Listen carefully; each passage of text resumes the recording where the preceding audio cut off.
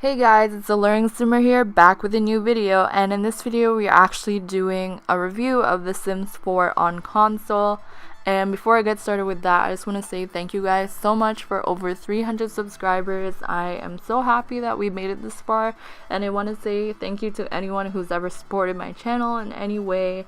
And just so this doesn't get too long and stuff, we're just gonna get straight into the video. So, for this video, it's not going to really focus on how to play the game or anything like that. It's going to be more so on the actual platform, like how it works on the console itself, but not necessarily the gameplay, if that makes sense. So these are going to be like questions that I received, whether it's while I was playing games on stream or just questions that I've come up with myself that I think that you guys might want to know if you are planning on purchasing The Sims 4 on console. So just so you guys know, in the background I'm going to be playing a stream that I've done recently, so you guys can kind of see an idea of how the gameplay works. There will also be a card in the corner so that you guys can, you know, check out the stream yourself if you want to see the gameplay like when I was actually playing it. So yeah, just wanted to let you guys know, and we're just gonna hop straight into the video, which is going to be talking about Sims 4 on console. So before we like really get into it, I'm just gonna talk about like what consoles it's available for. So there's currently only two consoles you can play it on, which is the PS4 and the Xbox One. So technically right now The Sims 4 is available for like four different four different kind of machines, I guess. I don't really know what I'm trying to say. But so you can play it on like PC, Mac, Xbox One, and PlayStation 4. So there are four different ways for you to play the game. If you want to know what packs are currently available, for stuff packs we have vintage glamour stuff, perfect patio stuff, cool kitchen stuff, I'm pretty sure, and luxury party stuff. For the expansion packs, we currently only have city living, and for game packs we have vampires, and when you're watching this we're going to have dine out as well, because it comes out January 9th, which is probably going to be when you're watching this. In terms of what personal like DLC I would recommend getting, if you're just purchasing the Sims 4 console, I could recommend just starting off with the base game alone, and then if you've never played Sims 4 before, I would say like if you plan on getting it for the console, try it with the base game by itself and then see if that's something you enjoy before getting DLC. Just because if you don't enjoy the base game itself, then I don't really see how, like, the DLC can make the game better, but you kind of have to enjoy the core of the game as well, because those are just kind of add-ons. The main game should be something that you're interested in alone, if that makes sense. But in terms of what I recommend getting, I personally have vintage glamour stuff, city living, and vampires. If I were to recommend certain ones, I would definitely get city living, because that's currently the only expansion pack available. And also you will get apartments, festivals, a new world, and karaoke. And considering the fact that, well, I'm going to talk about it later, so I'm not going to mention it right now, but there are some reasons why I feel like getting an expansion pack will add a lot to your gameplay, especially for the console version. In terms of game packs, I currently own the Vampires one just because it came in with a bundle with one of the stuff packs and the expansion pack. But if I were to choose between Dine Out and Vampires, for my gameplay, I would personally probably go with Dine Out, just because you can own your own restaurant and you can also go to the restaurants, which adds like a new place that you can go to. Vampires does of course come with a new world, but because of kind of the style of the world, it's more catered towards vampires, which makes sense. But like, I don't personally play as much with supernatural like gameplay, so that's not something I'm as interested in. But if that's something you're more interested in, then you should go with that. In terms of stuff packs, I have vintage glamour stuff, and that's one I would definitely recommend just because it comes with butlers and vanity table. But then there's also luxury party stuff, which I feel is like similar, but doesn't come with like a new NPC as far as I'm concerned. But it does come with like some new like gameplay items. So if you're more interested in like throwing a party, then I would go with luxury party stuff. But if you're more interested in like kind of high-end build buy items as well as butlers and the new vanity table, then I would go with vintage glamour. And then for the last two stuff packs, we have Perfect Patio and Cool Kitchen Stuff. Personally, I have those two stuff packs in my own PC Mac game, but I don't play with those packs as much, so I wouldn't necessarily recommend them. But if you are someone who wants hot tubs or you want an ice cream machine, then you should, well, for hot tubs you should get Perfect Patio Stuff, and if you want the ice cream machine you should get Cool Kitchen Stuff. But I feel like they're a little bit more limited than some of the other stuff packs, so I personally wouldn't purchase them unless I felt that it was necessary. Another question that I get a lot is it harder on console than the PC Mac version? And I guess it all depends on your play style. So if you're someone who doesn't play on console as much, then it's definitely going to take some time to get used to. Even for me, who is someone that actually plays a lot of console games, it did take a while just because there's new controls in how you play, which I'm going to talk more about in the actual how-to video. But there is some new controls, so you have to kind of get used to playing with a controller rather than using your keyboard and mouse. So it's different, but not necessarily harder. So yeah, that's all I really have to say about that. I feel like a lot of people have asked, and that's kind of always my answer, that it's not necessarily harder, but it's different. And I hope that helps in some way. And I'll talk more about that in the how to play video. In terms of issues with the game, I feel like that's something I should mention, because I can't really just say all the good things about the game and not really mention that there are a few issues that I've had in the game.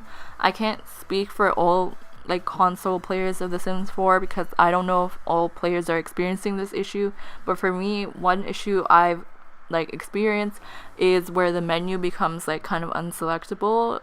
I don't know if that makes sense, but basically sometimes if I try to use the phone, I won't be able to select certain options on the phone. I can only select the top option, and then the options below I can't select them. And then sometimes I'll get an issue where whatever menu is in the front, I can't select it. It will end up selecting stuff in the background. It's really hard to explain without you seeing it, but I hope that kind of makes sense. And another thing that I want to mention is sometimes there are moments where I can't actually click on the or control the game in a way. I can only change the speed of the game, but for some reason I can't select the Sims. I can't move around or anything, and that glitch kind of usually only lasts a minute or two, and then it kind of fixes itself. So it might just be lag or something, but that's just something I thought I'd mention. Personally, I don't think these glitches necessarily make it the menu one, sometimes it's kind of annoying, but they don't necessarily make the game unplayable. It's just a little bit of something. It's kind of annoying a little bit, but hopefully these are glitches that they'll eventually fix as they continue to work on the console version, because it is still pretty new, so I can understand that they're probably still trying to work out the bugs and stuff like that. In terms of how up to date the game is, I thought I'd mention that as well, because currently all the patches that we have for the PC Mac version are available on the console, even including the most recent holiday patch where we got the new sand snowman and the flip-flop lights and stuff like that. Those are all on the console version as well, so it's kind of surprising that they even have the most recent one. But yeah, pretty much all the patches that we had so far in the PC Mac version are available on console as well. In terms of what's missing, there are two things that I've noticed that are missing. One of them, I'm pretty sure they're going to be adding it in later for sure. The other one, I'm not I don't really know yet.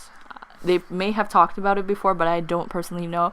The photography skill is something that's not currently available on the console version. I think that is something that they're actually working on adding, but it probably just wasn't necessarily ready when they released the console version. So I feel like that's something that will probably come later on with a patch, or I'm thinking that it most likely will come with a patch. It's a possibility that they'll only release it when the release gets to work, but as of right now I feel like it most likely will come with a patch, just because it's now available for base game 2, the skill.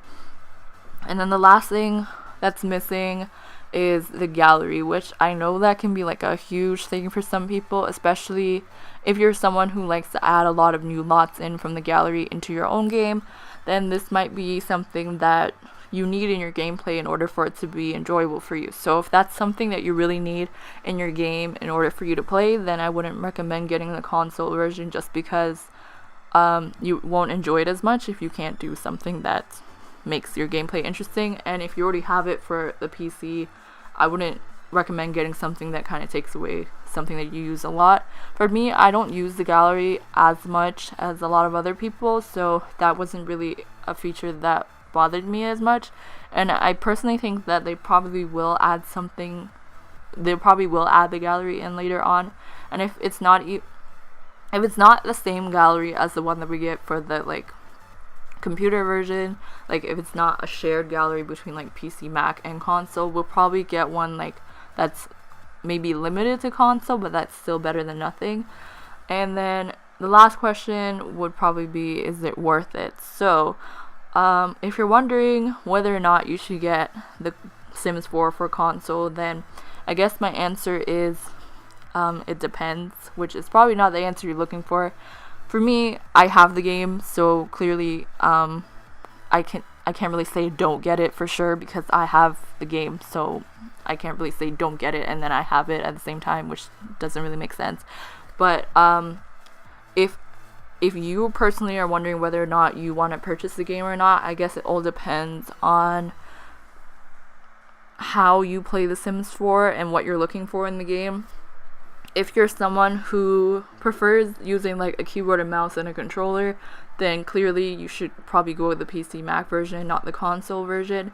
If you're someone who plays on console a lot but you're still like pretty hesitant, I would recommend getting it, unless, let's say you have all like the packs already for the PC Mac version, which I personally do, and you want to get the console version. I would probably either wait until more of the packs come out so you can like kind of get the packs that you want, not be limited to what's out right now, or I would just stick with the PC Mac version, which probably sounds kind of hypocritical since I have it and I have all the expansions and stuff for the PC Mac version.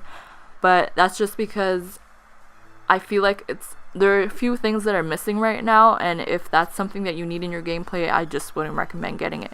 If you're someone who wants to be able to play it on a bigger screen, or you just prefer to play on your console, then you should for sure get it. But if you're like hesitant about it, then I think you should like think about if this is something that you really find that's worth it. If you're able to get past kind of the things that are missing and the little glitches and stuff, then you should get the console version. So hopefully that answers the question. And if you guys enjoy this video or this review, then let me know in the comments down below, as well as give this video a thumbs up. Subscribe to my channel if you haven't already to see more videos like this, whether it's reviews or streams. And thank you guys so much for watching. Be sure to turn post notifications on if you're subscribed, so that you'll be notified whenever a new video comes out. And I'll see you guys in my next video. Bye guys.